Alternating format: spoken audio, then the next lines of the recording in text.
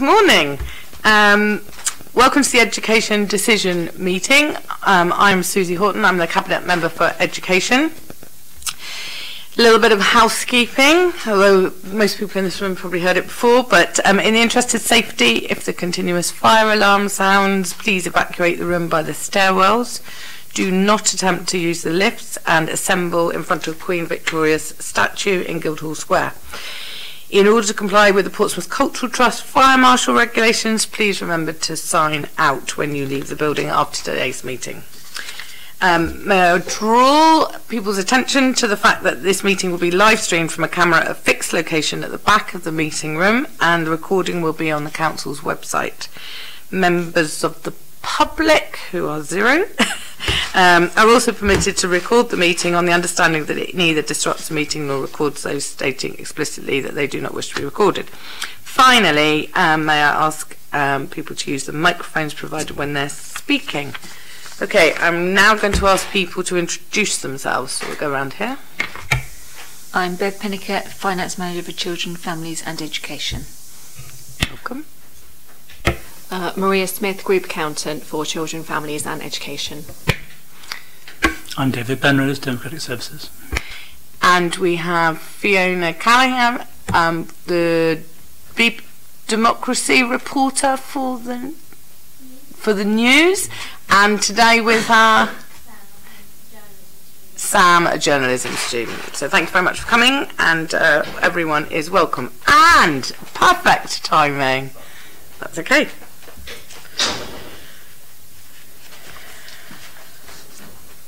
Yeah, just introduce yourself. We're literally just finished. Mike Stone, Deputy Director, Education. Thank you, Mike. So, agenda item 1 is apologies for absence, and I've just received a message from Tom Coles, who has sent his apologies. He's ill, and he is the education spokesperson for Labour Group. Are there any other apologies? No. Thank you.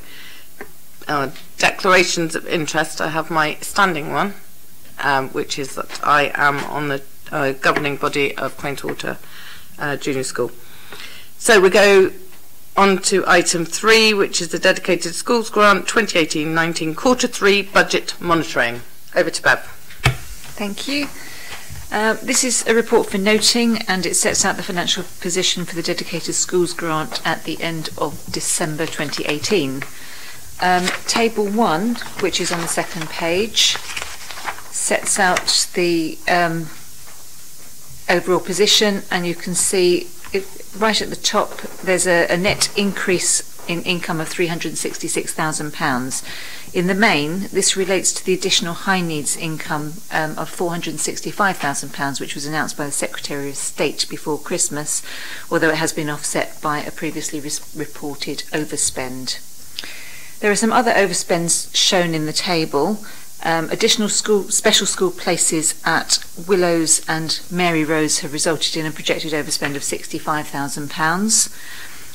On the early years side, projected take-up of nursery places for 2-, 3 and 4-year-olds has resulted in an estimated additional cost of £194,000 actually, although this has been offset by expected savings on central recharges and the Disability Access Fund, resulting in that net overspend of £30,000 that you can see on early years. We're currently projecting a net overspend of £111,000 on the high needs block, and that's mostly due to significant growth in numbers and complexity of pupils requiring top-up funding, and we've seen that growth particularly in the mainstream sector. All of the estimates obviously have been based on information up to the end of December, so class list, pupil numbers, etc. for the autumn term. So at this stage, all of those projections contain estimates of pupil numbers and take up for the spring term. Taking all of those things into consideration, we are currently estimating a positive balance to carry forward on the Dedicated Schools Grant of £2.4 million. Thank you very much. Did anyone else want to add anything? Mike, did you want to add anything? No. I think it's very well explained in here. The only thing I want to add is obviously this is absolute evidence that despite some money from the government, this is an area where there is a massive pressure. Despite good management, despite being really knowledgeable about what's happening, you get a little bit of money extra from the government, and it doesn't actually deal with the underlying issues. So I just want to make that point. Okay, so I note it. That's what I have to do. Yes. So I note the. Let me just read it out to make sure that we got it properly. Okay. So I note the projected year-end budget position and the DSG as of the 31st of December, together with all those explanations that we've just been through. Okay, so item number 4 is the Education Portfolio Budget Monitoring Report for the 3rd quarter. Thank you. This is another report for noting, and this one sets out the financial position for the education portfolio, as you said, at the end of December. There's a table at paragraph 4.3 which sets out the latest position on the revenue account, and you can see that overall we're projecting an overspend of £209,000. The detail for that is set out in paragraphs 4.4 to 4.7, but a couple of things that I'd just like to pull out for you. The cash limit has reduced by £1 million, and this is an accounting adjustment where the approved DSG contribution of £1 million to the capital scheme has gone into the education portfolio as income. The cash limit has been reduced as a result, and then that budget has been transferred into our revenue reserve for capital. So that's that one. As you can see from the variances, the main area of overspend continues to be home to school transport. It's £300,000 overspend as the number of young people eligible continues to grow. That overspend can be managed this year by use of the portfolio reserve, but the service faces a huge challenge in future years in trying to contain that overspend. Just to note that. Moving on, there's a summary of the capital programme which is set out at Appendix 1. There are some notes annotated against the side of specific schemes, but might provide more detail on the capital programme in agenda item 6. As you can see, the capital programme is currently projecting a small variance overspend of 14,600, but this will be mopped up when we review all of the needs, so we'll be using any underspends to offset that. Okay, thank you. Do you want to say something on that? Well, just to add, to say that obviously within education we've been trying to manage this budget as carefully as we can. We're fortunate that we have a carry forward which will obviously mitigate the overspend that is forecast. Going forward into next year, I think just to say that we know the pressure is going to be around homeschool transport. We have put in place some plans to look at some further savings on top of the savings that have already been asked for by members, but it's still going to be a huge challenge. So we do recognise that, and we'll be working as hard as we can to address that, but it's going to be a challenge. Yeah. Duly noted that it's going to be a challenge.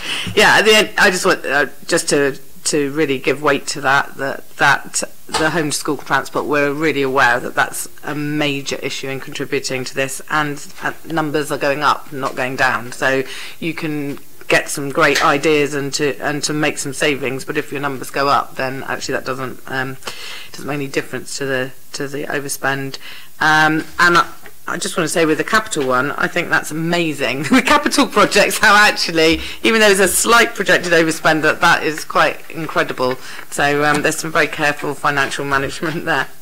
Okay, so if no one else wants to say anything, then I will just note this portfolio forecast revenue and capital budget positions for the end of 2018. Okay, Bev, again, it's your show today. Item 5, which is 2019-20 Element 3 top-up arrangement. Okay, thank you. This report actually seeks a range of decisions, and it's around the DSG funding for high needs for 2019-20, and those decisions are set out at paragraph 2. You'll recall that you made a number of decisions around funding for high needs in October, and that took account of the circumstances at that time. However, in December, the Secretary of State announced additional funding for high needs, and Portsmouth's share of that funding was £464,668 in 2018-19 and again in 1920. And that has reduced the need to reduce the Element 3 top-up rates that we had originally proposed. So given that this funding is now available, it seems sensible to revert to the current processes and top-up rates for special schools, AP, inclusion centres and for children with EHCPs and mainstream schools as set out in Appendix 1, which are all exactly the same as 18-19. And in addition, it's proposed to revert to the existing arrangements for outreach and portage that we discussed previously as well. With that back in place, officers will monitor the position following the injection of the additional funding, and that will allow us appropriate time for any future recommendations to be fully considered. There is one exception to the status quo, which is the top-up for Flyable Academy. And that school recently highlighted their difficulty in making appropriate provision for the pupils placed in their AP unit due to the increasingly complex needs of those pupils. So following a review of their business case, we're recommending an increase in their top-up only from £4,638 to £6,000 per year full-time equivalent from the 1st of September 2019. Thank you. Do you want to add anything, Mike? No, I think except to say that we've communicated this to heads, that this is the intention, obviously subject to your approval today.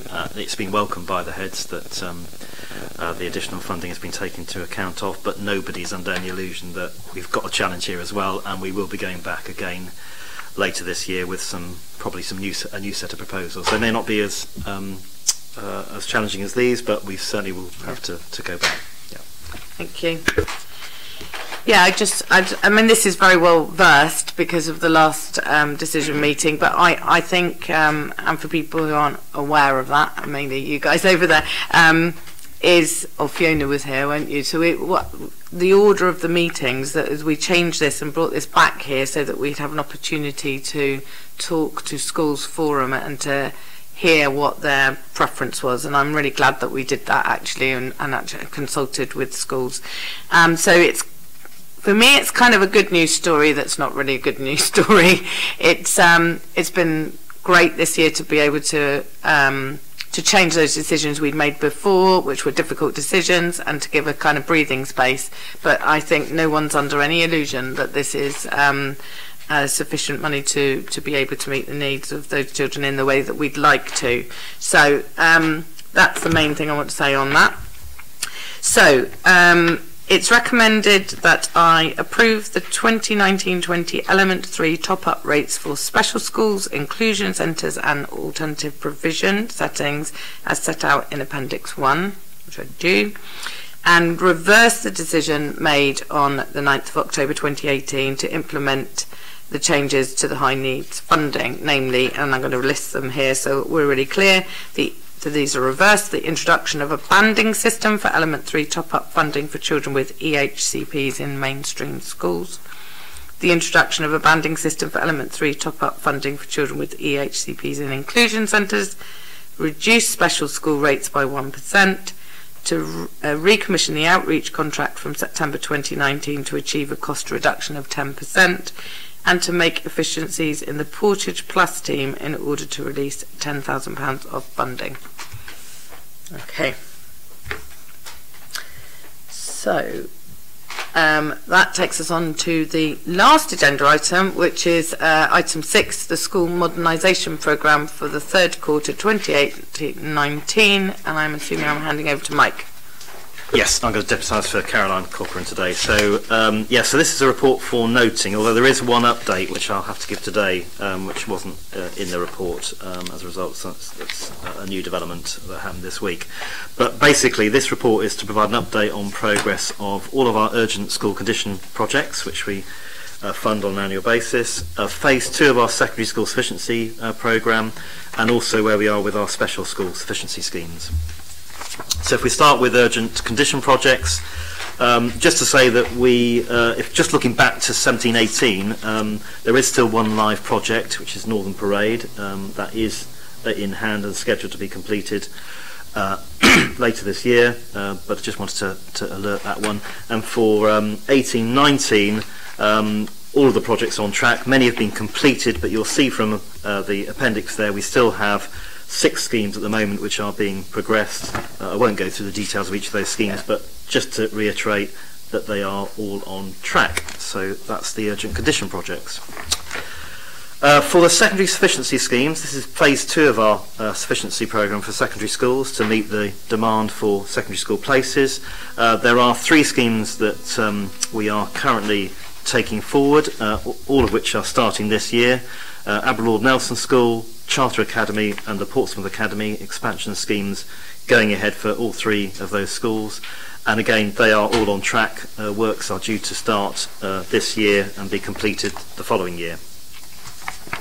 And then finally, on special school provision sufficiency schemes, and this is where I have a bit of an update. Again, in the appendix, we outline the schemes that we're currently taking forward, of which there are 3. Redwood Park Academy, and here we do have a bit of an update. So we were due to start those works this term and to have them completed by September. Unfortunately, the group that we were going to contract with, we are in dispute with at the moment, so we will not be contracting with them, and so we're going to have to re-procure those works. So at the moment, the scheduled completion date for Redwood Park Academy, which is effectively an expansion and an extension, will be March 2020.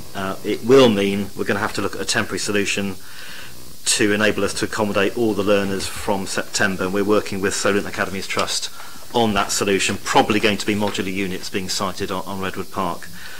So just an update there for you, but we are on top of that.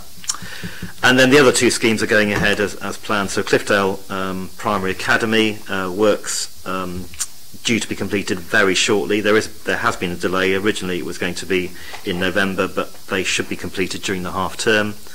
And then the other works are at Willows Centre for Children. Those are phase 2 works where we're doing some remodelling of that school and of their reception area, and those works will be completed probably by, well, certainly by September. We think now actually by June of this year, so that's on track also. And I think just a final word on special school places. You may be aware that we are currently undertaking a feasibility study to look at what the future need is required, and we know that there will be additional places needed. It just depends on where those places are. Do we invest in our special schools? Do we look at inclusion centres within mainstream settings, or do we ask our mainstream schools to become even more inclusive than they are already? So that piece of work is ongoing at the moment, and we'll be coming back later this year with a plan around special school places. Excellent. Okay. Thank you. So do you want to add anything else? No. That was a really clear report. I actually think we have a really good record of keeping things on track. So sometimes you do get an anomaly, but they're really good progress on those schemes.